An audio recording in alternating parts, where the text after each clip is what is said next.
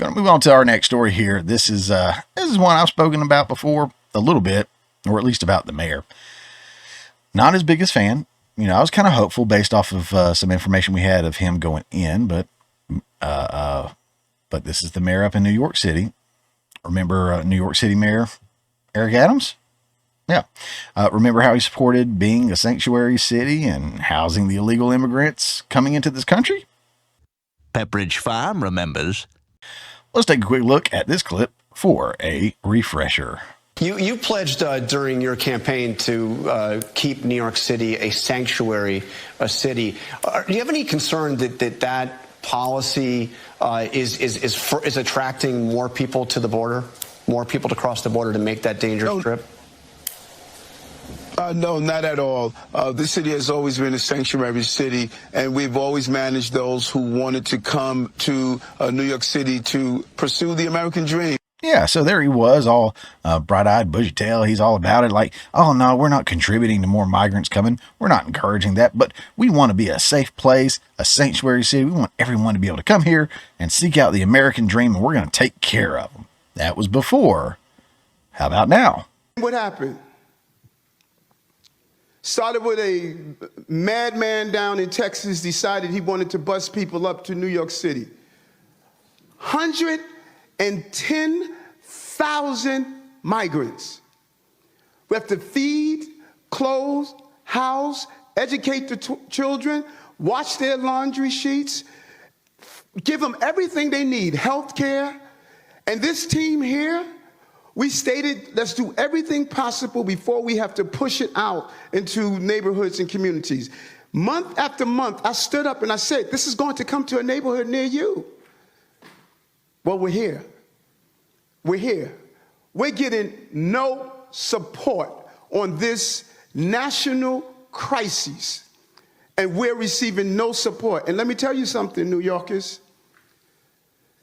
Never in my life have I had a problem that I did not see an ending to. I don't see an ending to this. I don't see an ending to this.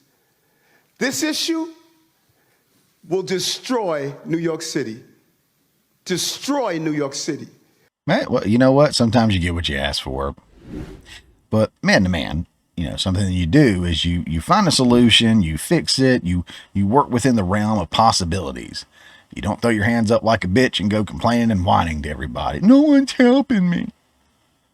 I asked for this and now I'm suffering. Help me. I'm just saying, be a man, dude. Let's look at this article about your city, bro. This is from New York Post. New York City migrant crisis costs will crack eye-opening $5 billion with a B. $5 billion on shelter, security, and food. Amount could double by 2025. Ooh, who would have thunk that this was expensive to take in migrants? Just saying. Look, and he looks so happy to be here. All right. The financial hits from the migrant crisis keep on coming. New York City has likely surpassed $5 billion in spending on services for migrants, including nearly $2 billion alone on housing the scores of new arrivals flooding into the Big Apple, according to city data. The eye-popping figures listed on the city's online asylum seeker funding tracker shows the city overall spent $4.88 billion combined through fiscal years 2023 and 24. Based on the rate of spending, the city likely exceeded more than $112 million since the start of the new fiscal year beginning July 1st, or will soon, cracking $5 billion. Look at all those folks waiting to get in. I'm looking for the women and children.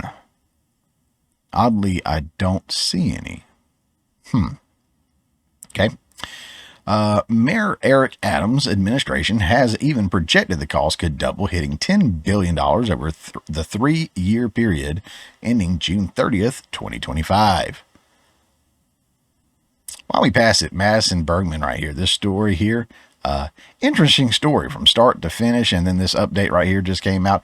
I will recommend to you guys go check out Third Railify. I've mentioned him several times before. I even mentioned him earlier in this show, but Sean over at Third Railify does a really, really great job in covering certain topics, and this happens to be one that he's covered a couple times, and he did cover this update just the other day, so do recommend going and checking him out. In fact, I'll put a link to this show in the show notes below.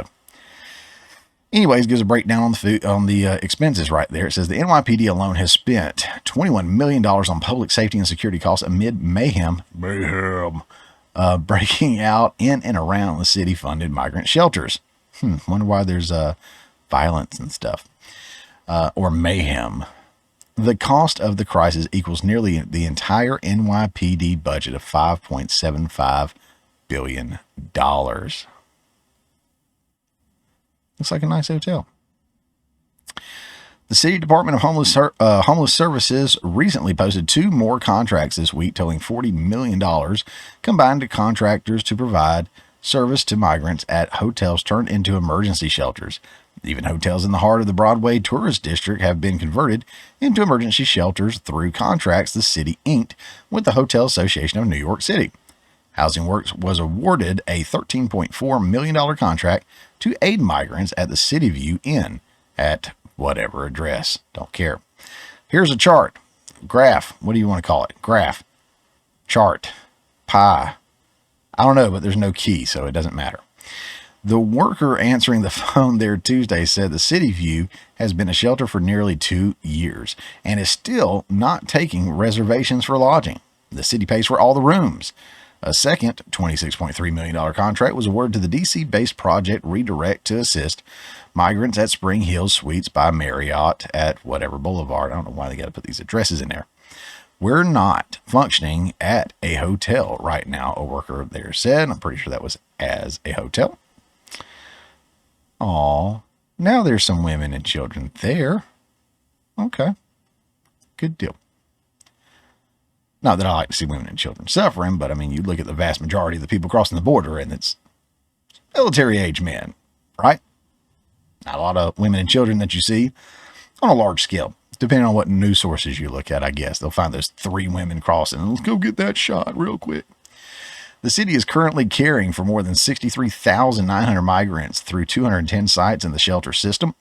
Asked about hotels still acting as emergency shelters 2 years into the crisis, Adams' chief of staff, Camille Joseph Varlak, said, "This is not a New York City issue or even a United States issue. This is a worldwide issue." Man, that thing, I tell you what, this reads more like a cautionary tale and pro-Republican / border security kind of story to me. You know, how everyone living in New York City, seeing all this, seeing where their tax dollars are going, all the while children and homeless people that are U.S. citizens are dying in the streets, you know, starving, freezing, beaten to death, some of whom are even veterans that have served this great nation. You know, this is how you want to see your country keep voting blue. You know, if you're ready for a change and you're ready for the government to put America and Americans first, I don't know, maybe try red. Maybe try Team Red over here. I'll bet you'll be pleasantly surprised with the outcome. I know it's like, oh, well, I want weed to be legal. Hey, I get it. I do too. I think that'd be great. And I'm on Team Red. I don't think you're ever going to find a candidate or a party that is perfect. And I don't support parties. I support individual candidates.